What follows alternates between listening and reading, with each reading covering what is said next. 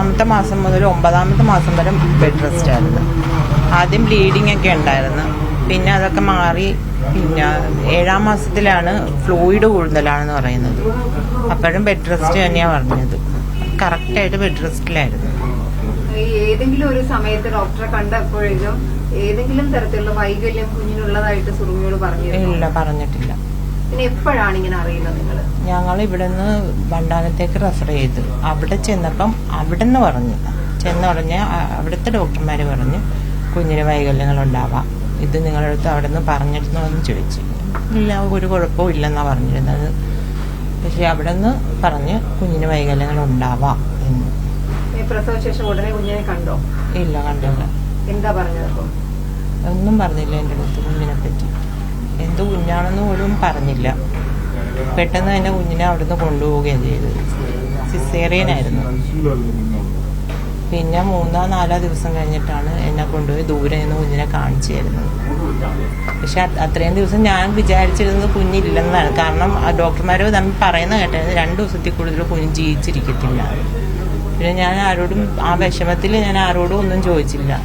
എന്തുവാണ് കേൾക്കുന്നതെന്ന് പറയാൻ പറ്റത്തില്ലല്ലോ. പിന്നെ 4 ദിവസം കഴിഞ്ഞാണ് കുഞ്ഞിനെ ഇതുപോലെ കാണിച്ചു തരുന്നത്. പിന്നെ പതുക്കെയാണ് കുഞ്ഞിനുള്ള പ്രശ്നങ്ങളൊക്കെ എന്നെ അറിയിക്കുന്നത്.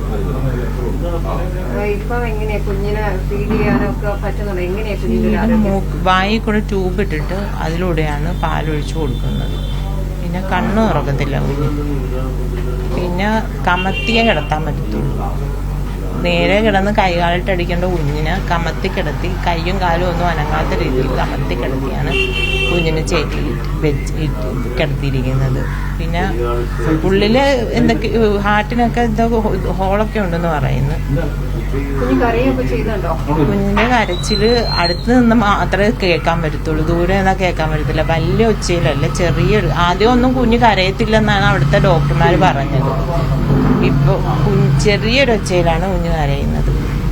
എന്ത് ചെയ്യാനാണ് നിങ്ങളുടെ തീരുമാനം? കുഞ്ഞിനെ ഇനി എവിടെ കൊണ്ടുപോയി ട്രീറ്റ്മെന്റ് ചെയ്യാനാണ്? കുഞ്ഞിന് ഇവിടെ ഒന്നും ഇനി കുഞ്ഞിനുള്ള ട്രീറ്റ്മെന്റ് ഇല്ലെന്നാണ് വണ്ടാനം ഹോസ്പിറ്റലിൽ നിന്ന് പറഞ്ഞത്. കുഞ്ഞിനെ ഒന്നില്ലെങ്കിൽ തിരുവനന്തപുരത്ത് കൊണ്ടുപോകണം, അല്ലെങ്കിൽ എറണാകുളത്ത് കൊണ്ടുപോകണം. എന്ത് ട്രീറ്റ്മെന്റാ പറയുന്നത്? കാർഡിയോളജിയിൽ കാണിക്കണം.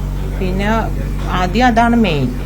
ബാക്കി ഒരുപാട് കുഴപ്പങ്ങളുണ്ടല്ലോ അവിടെ, അതെല്ലാം പരിഹരിക്കണം. ഈ ആദ്യം മുതൽ തന്നെ ഈ ഡോക്ടർമാരുടെ ഇപ്പൊ 2 ഡോക്ടർമാരുടെ പേരല്ലേ നിങ്ങൾ പറയുന്നത്? ആദ്യം മുതൽ തന്നെ ഈ ഡോക്ടർമാരുടെ ലാബിലെ ഡോക്ടർമാരുടെ ഒരു അനാസ്ഥയല്ലേ ഈ ഒരു കുഞ്ഞിന് ജന്മം നൽകേണ്ടി വരാൻ? അതെ, തീർച്ചയായിട്ടും. ഞങ്ങൾ 3ാം മാസത്തിലെ സ്കാനും 5ാം മാസത്തിലെ കറക്റ്റായിട്ട് ചെയ്തവരാ. ഇത് രണ്ടും കുഞ്ഞിന് എന്തെങ്കിലും കുഴപ്പമുണ്ടാകുന്ന അറിയാനുള്ള ടെസ്റ്റുകളാണ് ഈ 2 മാസത്തെ സ്കാന്.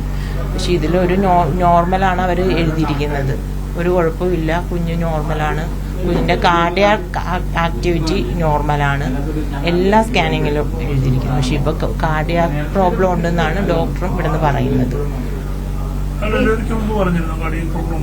ഇല്ല, പറഞ്ഞിട്ടില്ല. വണ്ടാനത്ത് ചെന്നപ്പോൾ പല പ്രശ്നങ്ങളും ഉണ്ടാവാന്ന് പറഞ്ഞിട്ടുണ്ട്. കറക്റ്റായിട്ടൊന്നും നമുക്ക് പറഞ്ഞിട്ടില്ല.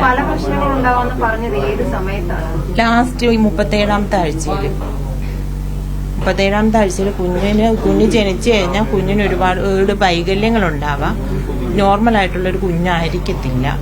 പിന്നെ ഞങ്ങൾ കുഞ്ഞിനെ നോക്കുന്നില്ല, തള്ളേനെ മാത്രമാണ് ഇമ്പോർട്ടന്റ് കൊടുക്കുന്നതെന്നാ പറഞ്ഞത്.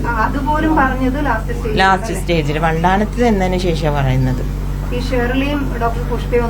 ഒന്നും പറഞ്ഞിട്ടില്ല. ലാസ്റ്റ് ആയപ്പോഴത്തേക്കും കുഞ്ഞിന് ഹാർട്ട് ബീറ്റ് കിട്ടുന്നില്ലായിരുന്നു. അങ്ങനെയാണ് അങ്ങോട്ട് റെഫർ ചെയ്തത്. അവിടെ ചെന്നിട്ടും അതുവരെ ലാസ്റ്റ് എടുത്ത സ്കാനിങ്ങിലും കാർഡിയാക് ആക്ടിവിറ്റി നോർമൽ എന്ന് തന്നെയാണ് എഴുതിയിരിക്കുന്നത്. ഒരു കുഴപ്പവും ഇല്ലാന്ന് എഴുതിയിരിക്കുന്നത്. പക്ഷെ അവിടെ ചെന്നതിന് ശേഷമാണ് ഹാർട്ട് ബീറ്റും ഇതായി അവിടുന്ന് പറഞ്ഞത്. കുഞ്ഞിനെ ഇതാക്കുന്നില്ല, കുഞ്ഞിന് ഒരുപാട് പ്രശ്നങ്ങളുണ്ടാവാം എന്ന് പറഞ്ഞു.